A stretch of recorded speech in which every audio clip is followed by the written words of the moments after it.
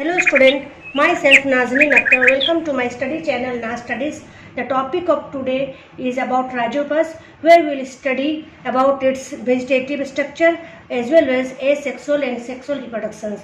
So let's start with the life cycle of Rhizopas in a detail. First we will look about the systematic position. It is in the kingdom Fungi. Division is Mycota, subdivision E. Mycotina, class is Zygomycetes, order Mucorales, family Mucoraceae, and genus is Rhizopas. The general about the Rhizopas is that it is commonly known as bread mold like other Zygomycota members. It is saprophyte found in the household decaying fruit, vegetable, and other food materials. The most widely studied species in Rhizopas, Stolonifera, is a weak parasite that causes the disease of strawberries called leek and also cause soft rot of sweet potato. Other use in alcoholic fermentation like R. oryzae, R. nodosus, that is used in lactic acid fermentation.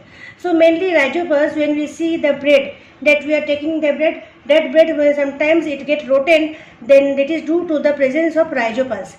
And the decaying fruit and vegetables also we will see if the fungus is appear like that also may be due to Rhizopas. And it is also seen in the strawberries, that is called as leek, and also used in the fermentation of like lactic acid fermentation or alcoholic fermentation. So we go on the vegetative structure of Rhizopas. Before going that, we will see this is the structure of Rhizopas. So the thallus consists of slender profusely branched filament called hyphae. So hyphae is what? It's a profusely branched filament, and that are ecarpic and sinusoidal. Ecarpic is advanced form and sinusoidal is it contains many nuclei. As they enter the reproductive phase, numerous pinhead-like black color structure develop on the mycelium. So numerous black color structures are shown in the mycelium that give the entire mycelium mass as a blackish appearance. So whenever you will see in the bread or in the decaying fruit there is a blackish appearance like that, mainly it is due to the presence of Rhizopas. The three different hyphae are rhizode, stolon, and sporingiophore. So it is differentiated into three parts. This one is rhizode, this one is stolon, and this one is sporingiophore. Here it is showing the sporingiophore structure and rhizode structure, and this which are running parallel, this is called as stolon. Stolon are the aerial hyphae that run horizontally parallel to the substratum and slightly arc. At some point of contact with the substratum, it develops a node-like structure from which a tuft of rhizode arises from the lower side. So it is mainly in the lower side and it is running parallel to the substratum. This side they are running parallel to the substratum, and at some point of contact with the substratum, they develop a node-like structure from which the rhizodes are arise.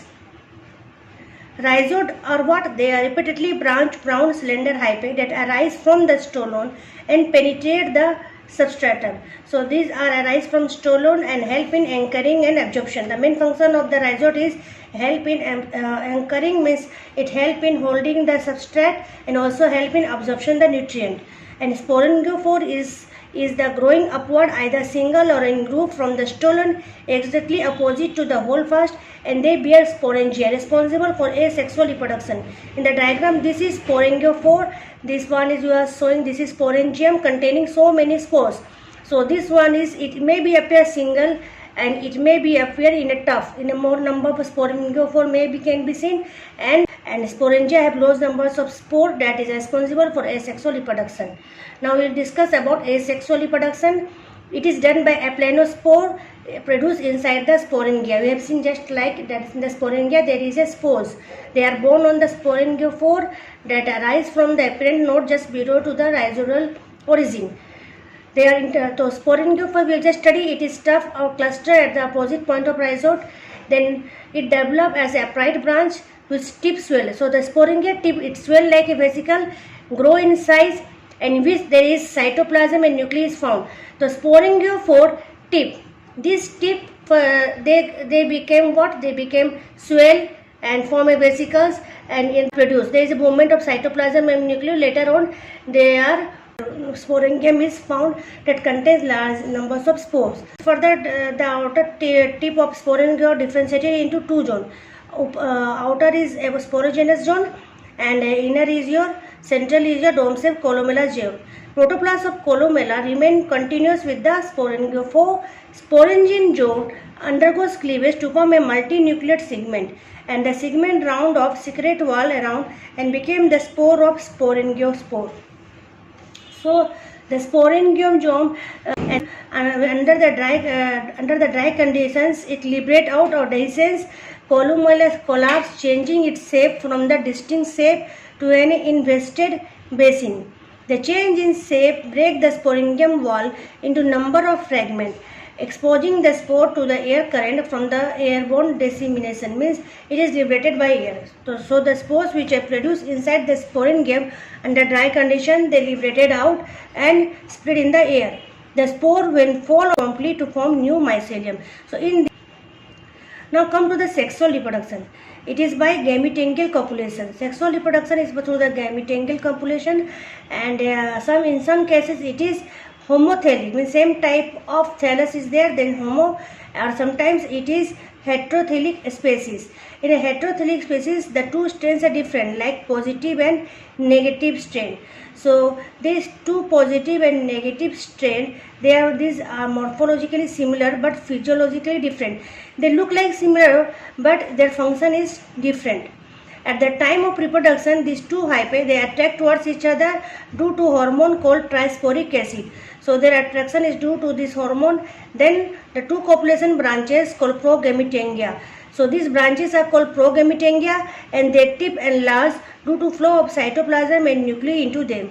So these two copulation branches are called as progametangia, where there is a movement of cytoplasm and nuclei take place. Then a transverse wall at near the tip appear in each gametangium, dividing into barrel-shaped suspensor and the terminal gametangium proper. So a transverse wall is appear, then the cytoplasm along with the nuclei of gametangium, they form a planogamete. When the gametangium mature, the intervening wall between them dissolve, protoplasm of the two mix, and the nuclei of the opposite strain pair which fail to pair degenerate. The combined structure is the zygote that become thick and warty, dark due to become a zygospore. It is thick wall with outer exine and inner endospore. The zygospore increase in size and zygospore wall rupture and release. So zygospore take a point of rest, germinate under the favorable condition. Before germination, meiosis occur. And this diploid zygote through a meiosis process it become 4 nuclei, out of which 2 are positive and 2 are negative type.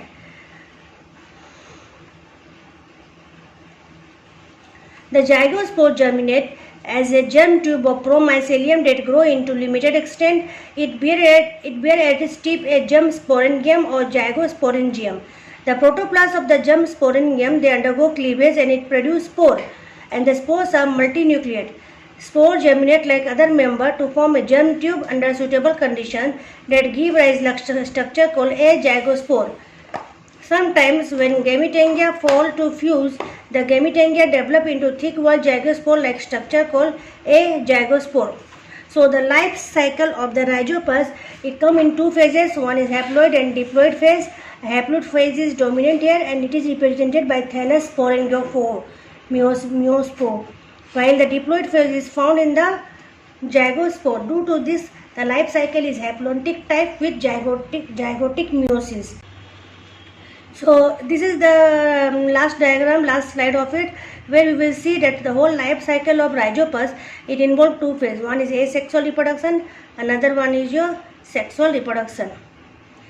In this asexual reproduction, we directly see that through the sporangium, the spores are produced. Either it is a positive or negative sporangium, sporangiophore.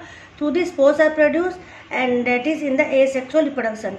But in the sexual reproduction, the two mycelium, one behave as a positive, one behave as a negative strain, and they from the positive it is progametangium branches are positive, The mycelium from negative that come as a pro-gamete branches, they are negative. The gamete come from them are also positive, negative, and then fertilization it result into formation of zygospore, and it is diploid. Here in this stage meiosis occurs. Due to meiosis, it led to the formation of sporangium and it is some are positive and some are negative.